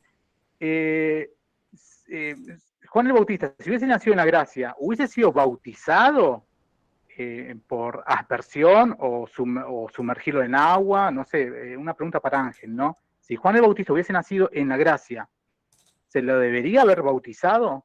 Porque recordemos que fue lleno del Espíritu Santo desde el vientre. Muy bien, muchas gracias. Nosotros, como decía el hermano, no sabemos quiénes son los creyentes. Nosotros como bautistas escuchamos la profesión de fe y en base a esa profesión y nuestro análisis del fruto podemos dar el visto bueno para que puedan bautizarse, ¿no? Y es algo correcto. En el caso hipotético que me presentas es muy curioso porque estamos entrando a una hipótesis de que qué sucedería, ¿no? Estamos haciendo aseveraciones que no sabemos qué sucedieran, pero simplemente para efecto de responder la pregunta, en el caso de Juan el Bautista estamos tomando un caso no, es un caso no común, que no se va a ver esa regeneración desde el vientre de la madre. Así que si hubiera nacido más adelante y tomando en cuenta que fue regenerado desde el vientre de la madre, hubiera sido bautizado en el momento de su profesión de fe. Eso es lo que hubiera sucedido, porque nadie sabe el corazón de la persona, quién es regenerado y quién no lo es. Pero en la evidencia del Nuevo Testamento vemos que los que son bautizados son aquellos a los cuales se les predicó el mensaje, lo recibieron y fueron bautizados. Así que esa sería mi respuesta con respecto a la hipótesis de qué pasaría si Juan el Bautista hubiera nacido después. Muchas gracias, Pastor Ángel. Bueno, la charla se vuelve muy realmente enriquecedora. Queremos invitarlos a la siguiente semana, no perderse nuestras transmisiones. Lo estábamos anunciando, pero teníamos algunos defectos con la señal. La siguiente semana estaremos hablando sobre algunos puntos principales del calvinismo y el arminianismo. Calvino y Arminio, dos posturas que en algún momento son irreconciliables, pero sabemos que estas son amplias, así que la siguiente semana estaremos hablando de un punto en especial. No se pierda, en nuestras redes sociales nosotros estaremos haciendo los anuncios correspondientes. Bien, voy a dar lugar a dos preguntas más, pero a fin de ser equitativos, vamos a ceder el paso a las hermanas. Por favor, tenemos dos hermanas que están con las manos levantadas. Nuestra hermana Isaura de Escobar tiene la mano levantada. Hermana Isaura, por favor, ¿desde dónde se conecta la transmisión y cuál es su pregunta y para quién? Buenas noches, hermanos. Me conecto desde la ciudad de Oruro. Me pareció muy interesante la exposición del hermano Ángel, pero sin embargo me surgió una duda. Él indicaba que si es que un infante fallece, no podría asegurar a sus papás que están pues en el reino de los cielos. Entonces me surgió esta interrogante. ¿Cómo interpreta entonces la palabra en Lucas 18:16, donde indica que de tales es el reino de los cielos? No sé si me podría despejar esa duda. Claro que sí. Primero tenemos que ver cuando se habla y podemos hacer el estudio de los tales es el reino de los cielos. Incluso podríamos ir a las bienaventuranzas, donde se habla de los pobres en espíritu, ¿no? De ellos es el reino de los cielos. Y hay esa terminología de quiénes es el reino de los cielos, pero nuestra manera de interpretar la Biblia no es solamente ver un texto aislándolo de toda la teología bíblica, sino que sería importante analizar esa terminología, ¿no? De quiénes es el reino de los cielos en todo el Nuevo Testamento, y vamos a ver que ese factor obviamente es esa pobreza de corazón, y en el contexto que usted menciona, hermana, es ese corazón humilde de un niño, y en el contexto comparándolo con el orgullo que tienen los fariseos, los saduceos, los herodianos, incluso los mismos apóstoles que están peleando por poder y quién sería el primero. Y Jesús les está mostrando cómo son los niños que no se van a andar delante de los apóstoles comparando a ver si son mejores, se consideran lo más pequeño comparándose con ellos. Y es una aseveración a la humildad de corazón que se debe de tener, donde uno tiene una antropología correcta, donde se ve a sí mismo como miserable, pecador, sin derecho a nada, y por ende puede recibir el reino de los cielos solo por fe. Muchas gracias, Pastor Ángel. Bien, vamos a acudir a la última consulta de la noche y de este debate. Nuestra hermana Victoria Chacón tiene la mano levantada. Hermana Victoria, Dios le bendiga. ¿Desde dónde se conecta la transmisión? ¿Para quién es su pregunta y cuál es su pregunta? La escuchamos, hermana. Buenas noches, pastores, hermanos. Bueno, yo estoy conectándome desde La Paz y quería hacer una consulta al pastor Ángel Claure. Es una pregunta que me hicieron, ¿no? Yo conozco una iglesia en la que, según basado este texto de Mateo 16, donde dice, el que creyere y fuere bautizado, este será salvo. Me preguntaba esta persona y me decía, yo creo en el Señor, pero no considero que el bautizo sea para salvación.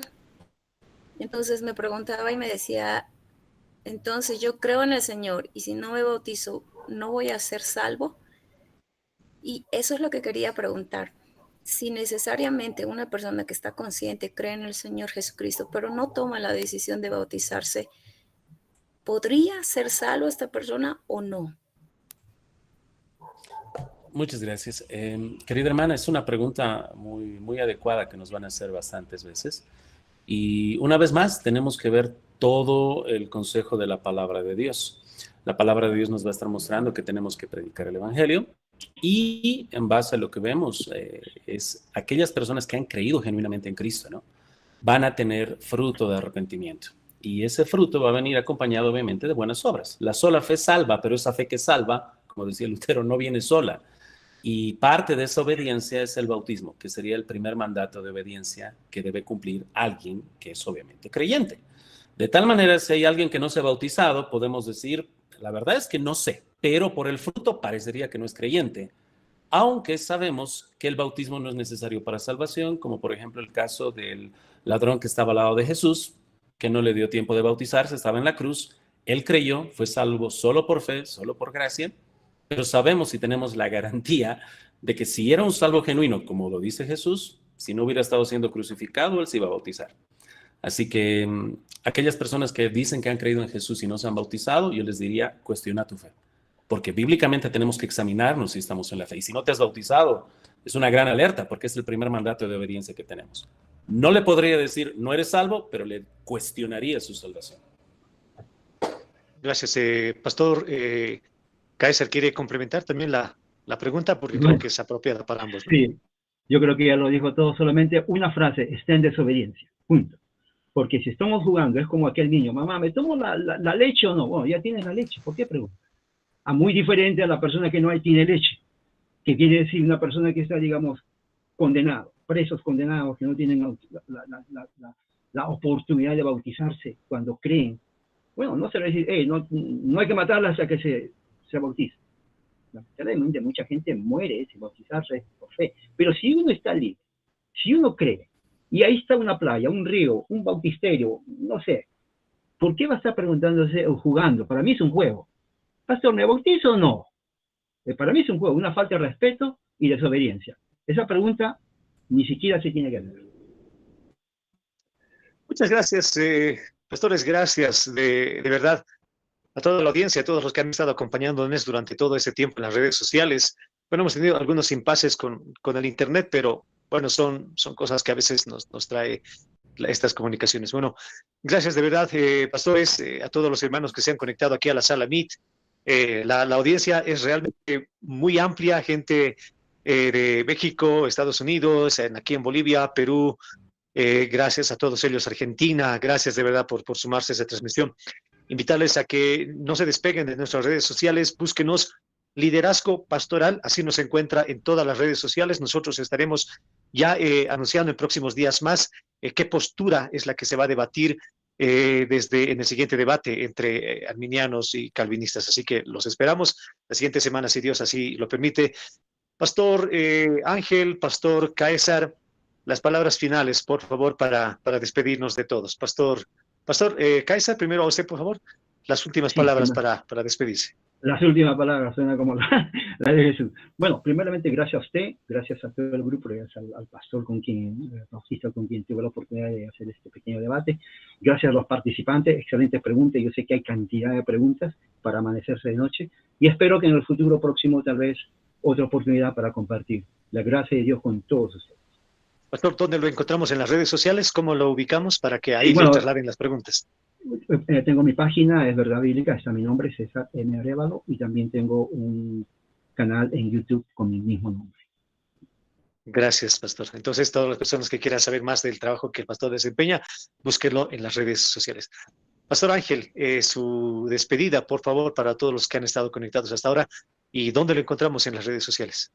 Bueno, muchas gracias, Pastor Luis, Pastor César también, por el tiempo de compartir, y a mí me llena de gozo, una vez más, poder dialogar estos temas en los cuales tenemos diferente manera de pensar e interpretar las escrituras, pero creo que es algo muy adecuado el poder dialogar estas diferencias, ya que nos unimos por querer buscar la verdad a través de la santa palabra de Dios. Así que me llena de gozo poder tener este tipo de diálogo.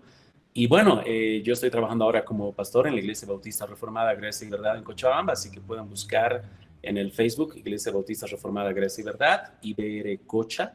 Aparte de eso, en YouTube también a veces paso algunos audiolibros, uno que otro mensaje también de la iglesia, a través de lo que es @Reforma Bautista. Pueden buscarlo así en YouTube. Y para mí es un gusto haber podido compartir con ustedes.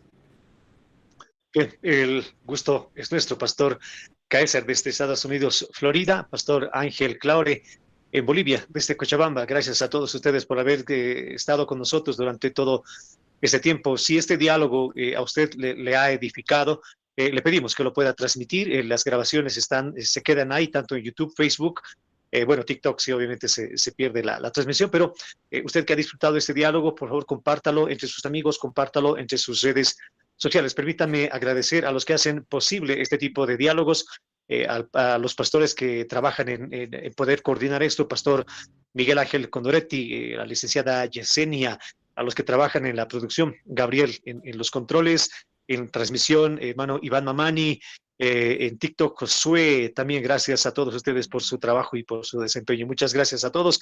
A nombre de la Facultad de Teología, Filosofía y Letras para su carrera Liderazgo Pastoral, del decano, el arquitecto Jorge Dotweiler, de todos los docentes y todos los estudiantes, les enviamos un saludo fraterno donde quiera que ustedes se encuentren. Dios mediante, estaremos el siguiente viernes a esta misma hora y por estos mismos medios. Que el Señor los bendiga.